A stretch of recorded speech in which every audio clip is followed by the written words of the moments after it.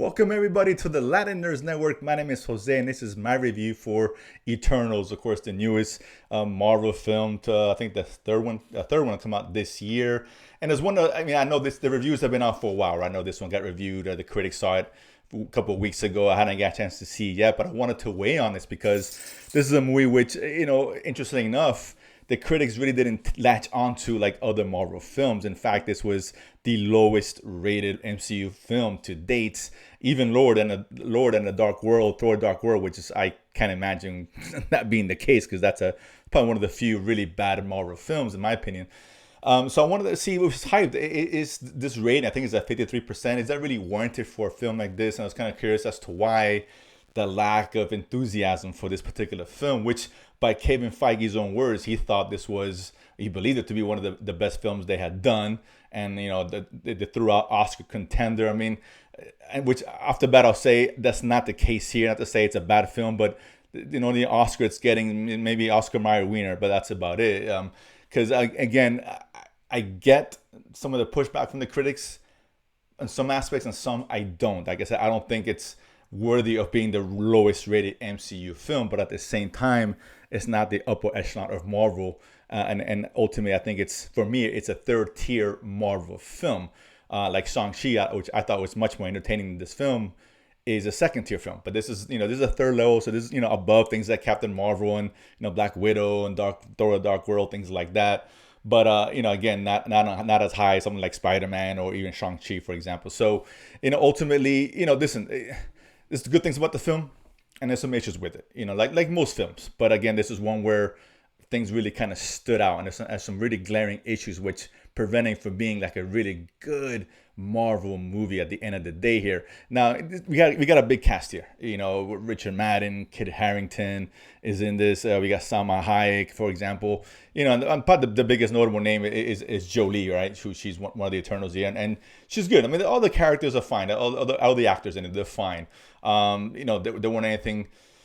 None of them really stood out that much. I mean, there were a few here and there, and I'll get to that in a second. But overall, I thought it was a good cast. They all did a good job. We had Chloe Zhao, who directs the film. She's coming fresh off her Oscar. So I think this movie had high expectations, and I don't think it really quite lived up to the hype, if you will.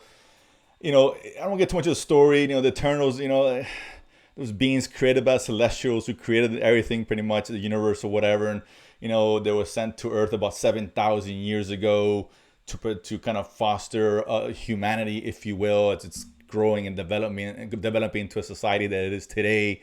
And there are many there to kind of oversee that and to protect them from these deviants, which is kind of like this, I guess, these creatures, little monsters that go around and want to destroy humans. So that's the main purpose. So, as you hear from the trailer, they don't want to they can't really interfere in human affairs. So wars go on, and things like Thanos, they have to kind of stay out of it. They're just here to observe humanity for the most part and protect the world in case the deviants come back, which obviously they do. So they have to kind of come back and band together to destroy these creatures. And of course, there's a lot more that's going on. I kind of want to give too much away here. Off the bat, listen, I did like some of the characters. Kamal, if I say his name right, Kamal Nanjiani, if I'm saying that right, he was really funny. He was one of the standouts, and again, I expect as much as a very funny character actor. I liked him a lot, and I also liked Richard Madden and Gemma Chan, I believe that's her name. Some of the ones that got the most of the screen time, they even have they share a love scene, which you really don't see in Marvel films, so that was kind of interesting. But that they really kind of carried the film, and for the most part. But overall, it was okay. It was fine. I don't think it's one that you guys are going to run out and be completely amazed by what you've seen. And I think for me, the reason why I didn't latch onto this film, because it's the characters. Then none of them really stood out as someone like I was really rooting for or relate to, right? There's no, the Guardians, those characters were out there. They were lovable, right, for who they were. Iron Man, you love Iron Man. You love Thor. Those are great characters. This lacked anything near that, right? So it's hard to really root for characters who you can't relate to or latch onto, and I thought that was really missing in the film for the most part.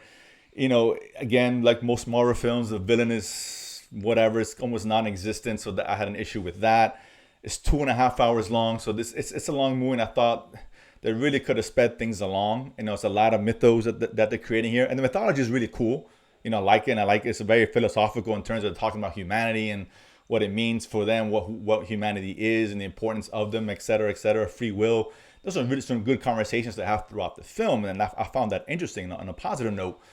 But ultimately, this movie lacked a little bit of fun, and I think because the characters are okay, they have some cool powers. There's one that can run really fast. There's like a Superman-esque kind of a Eternal. There's one's like a Jolie's like this warrior. She creates like fighting weapons and yada yada yada. Some of them are kind of just okay, you know. His illusionist is fine. His inventor was fine. I mean, again, it's kind of a mixed bag when it comes to that, but none of them really stood out as a great character, a fun character that you want to go back and rewatch. The action scenes are good. They're fine.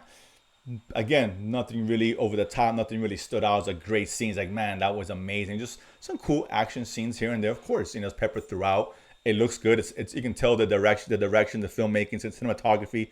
Oh, that's great. But ultimately, listen, as a Marvel film, you want to see a fun, entertaining superhero film, and I don't think this one is that. Is it a bad movie? No, it's not.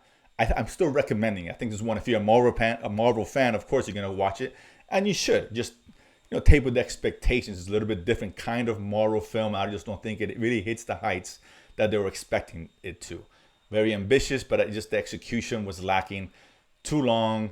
No great standout characters, and everything else is kind of standard MCU kind of stuff we've seen over time again. So that being said, again, didn't love it. It was fine. I think you guys should still watch it. It's still entertaining. It's not as bad as what the critic rating may be right now, particularly in Rotten Tomatoes, if that means anything to you. But again, I understand why it's not one of the higher rated ones by the same token. So that being said, Eternals, you're gonna check it out. I think you still should. It's a good, well-made film. Comment below, let me know what you guys thought. And of course, if you haven't done so already, subscribe below and feed money to go to the movies and talk about it afterwards. See you guys next time.